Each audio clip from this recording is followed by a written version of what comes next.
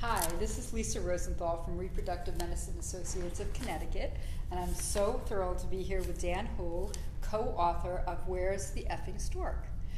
And the better half, other half, male half of Justine and Dan Hull. Definitely not the better half. Well, we'll just leave that alone, shall we? Yes. Anyway, Dan is here to talk to us a little bit about what it feels like, since this is Men's Health Awareness Month, right? Right.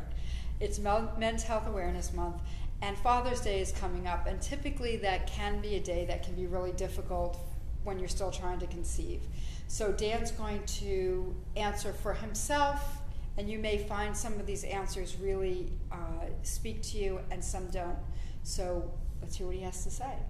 So hi Dan, welcome, say hello. Thank you, hi everybody. So Dan, did you have dreams when you were a little boy or growing up or in the last several years about what being a father was going to be like, or more specifically what Father's Day might be like for you? I guess I never really thought when I was a little boy about Father's Day and what it would be for me. Mm-hmm. But you know, the past few years now, you know, that we've been trying to start our own family, it's become more real and something that I've really wanted. Mm-hmm. Whatever Father's Day would be, didn't have dreams of exactly what it would be, but just being around our family that we've created on our own is, you know, really the special day that I'm looking for at this point. Yeah, I'm sure. And we know, of course, that Ralphie. Yes. Tell us about Ralphie. Oh, he is our little animal, our little fur baby now.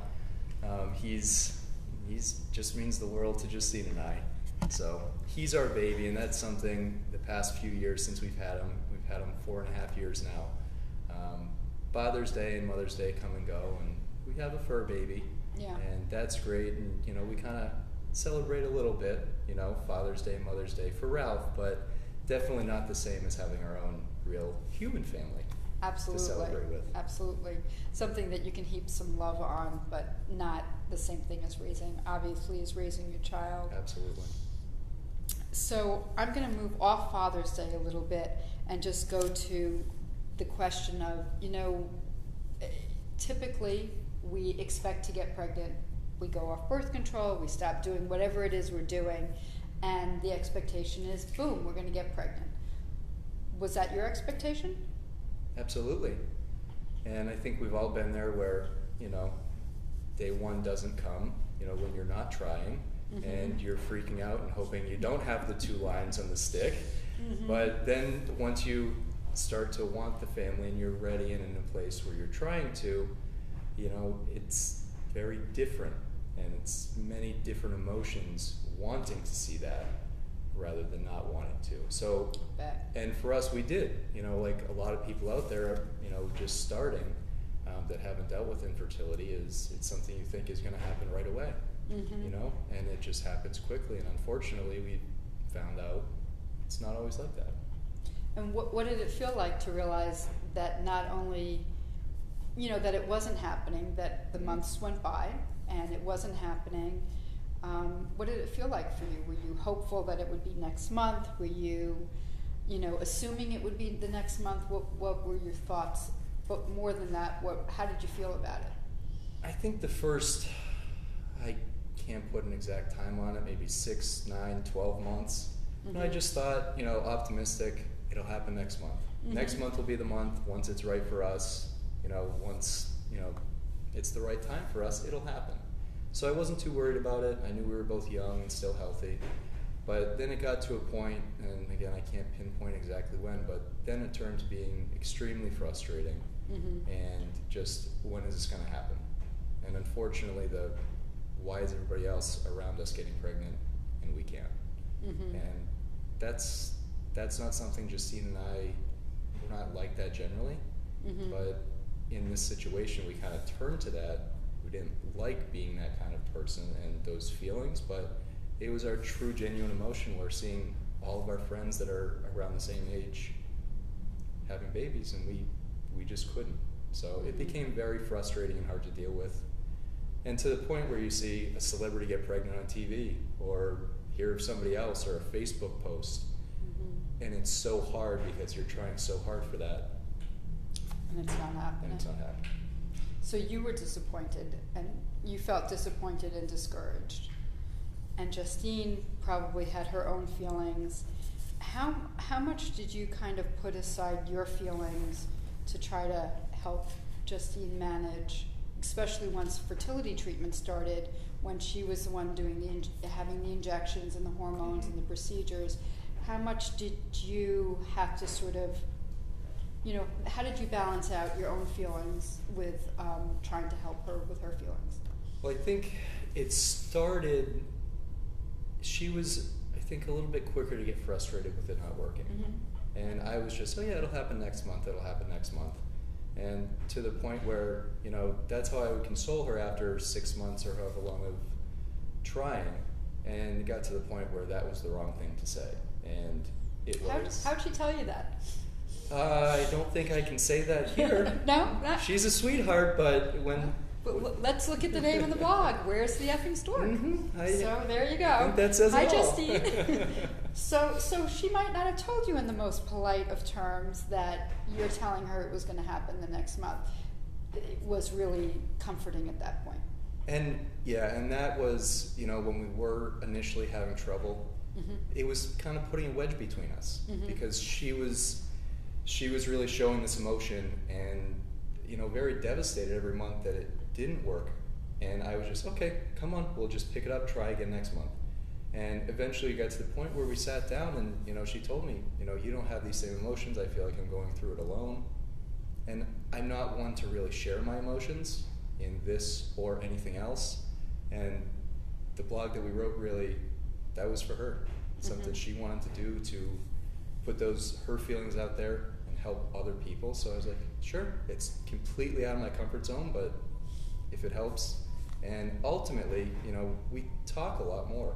And this is, at the beginning I could see this driving a wedge in our relationship, but once we started talking more and I started sharing that I was actually having the same feelings and it wasn't her just going through it alone, our relationship is better than ever now. You're going to make me cry, Dan. And I don't cry, and I'm not crying on camera, but I might cry. So it's interesting because we talk about that a lot in Ladies' Night In, that what happens is, very stereotypically, I'm just going to say, I know, and it's not true of every man and every woman, but very often what we do here is that the man goes to almost hyper-optimistic. It's going to happen, and then it leaves a woman in the relationship with all the concerns and worries about it not happening. And instead of your coming together, you go like this. Whereas as soon as the man can say, I'm worried too. I want it to happen. I'm concerned. Or the woman can say, I'm optimistic it's going to happen. I just don't know when. Then you sort of come back together. And we do hear that a lot. So it's good to have that confirmed by a guy. That absolutely happened with us, and I needed some pushing to get there. But ultimately, I'm very thankful for it, and I'm glad we could do this, and that we can share in this together and sharing our feelings. So I love it. So when Justine really wanted to do the blog, which is a beautiful, beautiful blog, and if you have not read any of it, please do take a look at it. And Dan also has, there's some great pictures, and there's some pictures of Ralphie if you want to see him. He's adorable. It's a wonderful blog. Were you concerned with how other people might perceive you? Were you concerned that you might be seen as less manly or less virile or any of those things? I'm sorry, they're personal questions, but a lot of us don't want to talk about our infertility in public because we're concerned, I think, with how people perceive us. Any concerns about that? I'm not a very open and public person, even with, friends and acquaintances. So putting it out there, there was some hesitation. I don't need people knowing everything that's going on, especially intimate details. Like sperm analysis. Exactly. You don't talk about your sperm with your guy friends? No? No, not really. Not really. Not usually. Or parents, or my wife's parents, or every other person who might read the blog. Exactly. Everybody on Facebook and Twitter and Instagram. No, generally not, but it's out there. We've gotten comfortable doing it now, so. It's amazing. It's wonderful. And that was really something that you did for Justine. Absolutely. And it was, yeah, absolutely. And just because she was so passionate about helping other people and, showing other people that we're not alone. And when we started this journey, I know I had no idea how many people were actually affected by it. And 1 in 8, right? 1 in 8 Sure. couples, yep. Yeah, and we grew up never thinking it was going to be an issue, but now getting into it and seeing there are a lot more people out there that are affected by infertility than we ever thought of, and my gosh, and it's amazing. Once we did put things out there, people reach out to us and, hey, we went through that. Hey, we went through that. People that were close to us that we never would have known reached out, and it's all around. It's nothing to be ashamed of. I was never ashamed because we couldn't, or we were having trouble doing it on our own. So that wasn't really a concern, but I can see where it would be. Mm-hmm. And, thankfully we have great supporting friends and family where... And great medical care too. You live in a state that has a state mandate.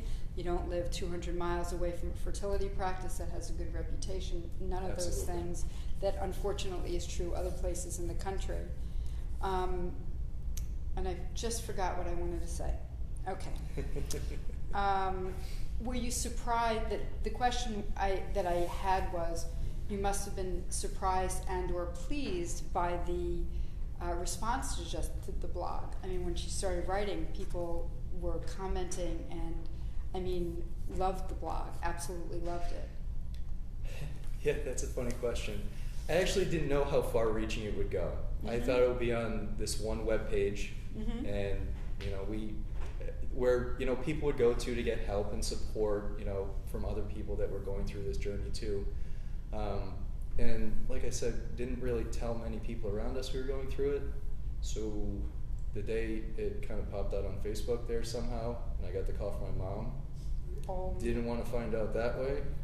Ooh. Whoops. So going back, probably could have been more open with our friends and family, but again, this... Okay. Yeah. So Yes, and Dina, our social media person, absolutely got it out there. And you know what? And we're so glad. Yeah. And at first I was like, oh, now it's on Facebook, now everybody close to us and all of our friends and family.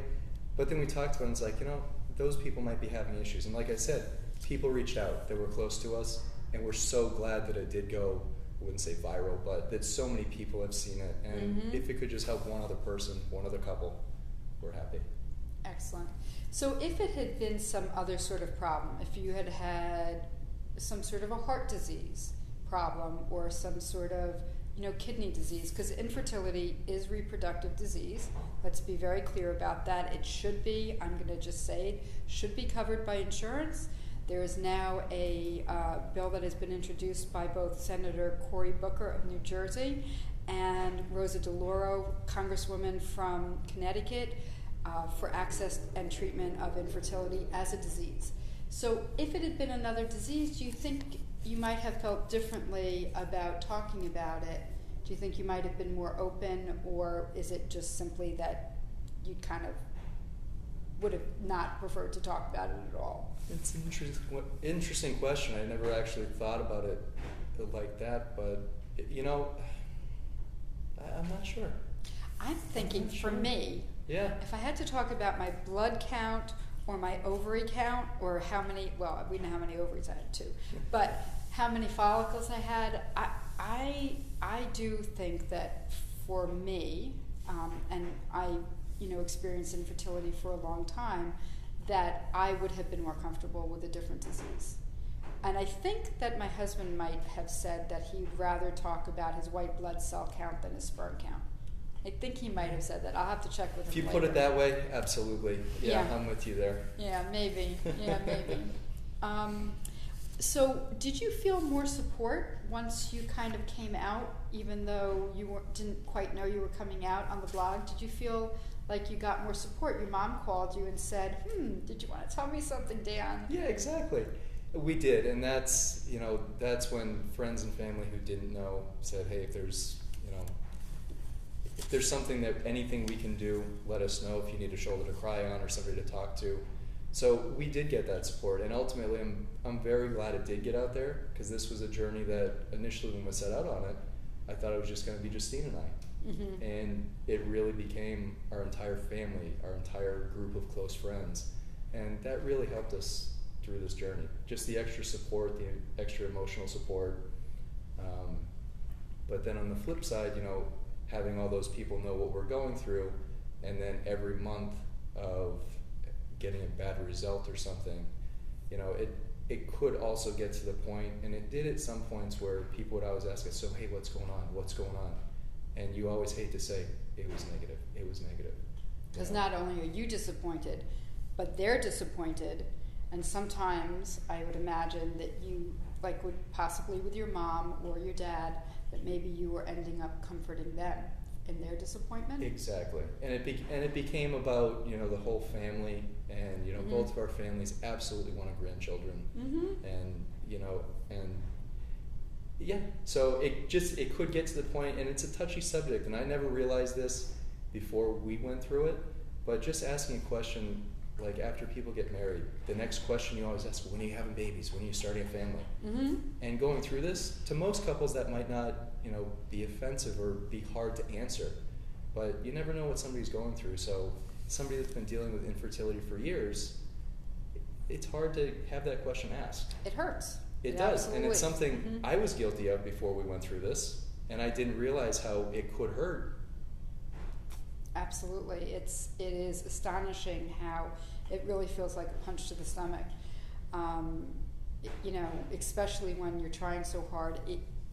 And in terms of talking about it, and again, we've talked about this at our peer support groups a lot, when you don't tell your friends and family, you might not have the support, but you don't either have the questions and have to disappoint them when you have disappointing news. On the other hand, when you tell them, you're stuck sharing it, so it can be very difficult. I wrote a blog many, many years ago, like maybe 16 years ago. I'm looking at Justine because I thought she would know the answer, but many, many years ago. And when I was going through this a very long time ago, I know this sounds crazy, and forgive me because it was crazy, but I wrote a list of rules for my family, and I gave them the list, and the rules often included that I will bring it up when I want to talk about it. We will stop talking about it when I want to talk about it. Please don't ask me about it unless I bring it up. And I literally had a list of rules because it was such a sensitive topic and it was so overwhelming. So what words of advice would you have? And you know, I want to go back because I'm not sure that we got an answer to the question of how much did you manage your feelings compared to Justine's feelings? Did you feel, once you kind of got on the same page with her, right, and that wedge was gone, did you feel responsible for sort of making her feel better, for lack of a better way of putting it? Absolutely. Throughout the process, you know, being a husband, you know, I feel like it's my duty to give her whatever she needs and whatever she wants to make her happy. And this is... Got that, husbands? Got that? Maybe that's just me. Doesn't have to be everybody. He's setting the bar. He's setting the bar high. Yeah, but you know, to see her, you know, struggle with it early on, it was very difficult. And then we did get to the point where we talked more, and that was how, you know, I know I'm not trying to avoid the question. There's just so much going through my head, and it does get emotional. Sure. But yeah, absolutely, and it's just something, and I told her multiple times, I just want to flip a switch. I want to make it better. And that you led me into the perfect thing. We're going to go with Resolve's hashtag of flip the script, right? So we're going to flip the script right here. So there are men out there who are feeling sad. Father's Day is coming up. You don't have that baby in your arms. You don't have the pregnancy that you want, and we women feel very similarly to you that we want to take care of you, we love you, we want to take care of you as well.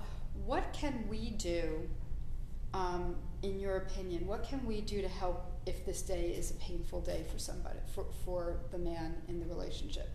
What do you think might be helpful?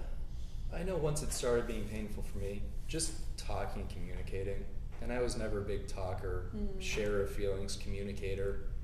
And I think I've grown through this process, and Justine's really helped me out as well. to make me feel better. When I do get down, you know, some days are better than others, you know, when we get bad results, but especially on days like Father's Day and Mother's Day, making sure we're there for each other and we're always available to talk, and you know, that's what we've done. That's worked so well for us. And making this sort of a day that's about you. You're a father-to-be, right? Exactly. You're not there yet, but certainly the hope and dream is that you will be a father someday. And, you know, kind of asking you, right? You might, what would you want to do on a day that maybe you do feel sad? What would you want to do on Father's Day when you're still waiting to get good news about being a dad? Just be with family, you know, be surrounded by Justine and Ralph, you know, have those two with me, doesn't matter what we're doing. See our families, you know, our fathers and mothers, and be surrounded by them. Right. I know that for my husband, he was always very grateful that for the entire time we were trying, that his father was still alive, that my father was still alive, and it made it much easier to just focus on them. And I also know that at least one of the Father's Day, we sat in our backyard, barbecued. We were off cycle. I'm not suggesting lots of drinking, but there might have been a little drinking that went on, and, you know, like really just taking it easy and not seeing family. So maybe, so my last question was ideas for getting through Father's Day without losing your mind. So if it's seeing family, great. If it's not seeing family, great. And what's the best way, do you think, for Justine to know how you want to spend the day?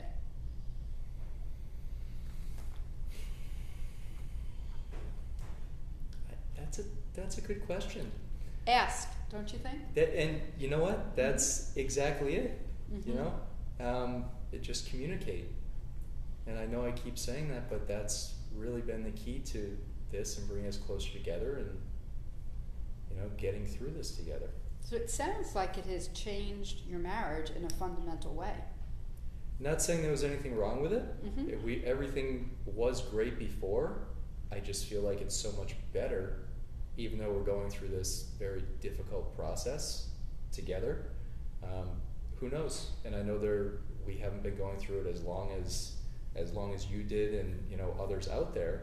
And you know, maybe that will change. But I'm very hopeful that, you know, just communicating and being a team.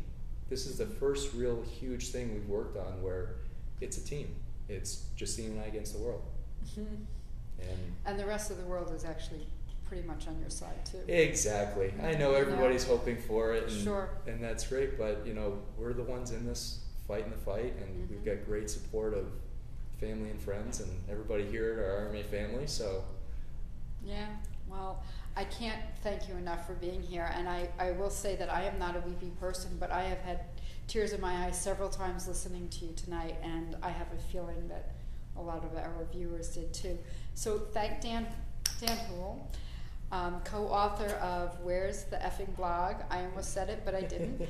And you know, I'm so grateful to you for coming on here and sharing once again, doing what your wife asked, once again, sharing your thoughts. And I think it's really just helpful for the guys in the situation to hear from you and not just from us women. So Absolutely. Thank you. Thank you. Any words of wisdom you want to leave us with?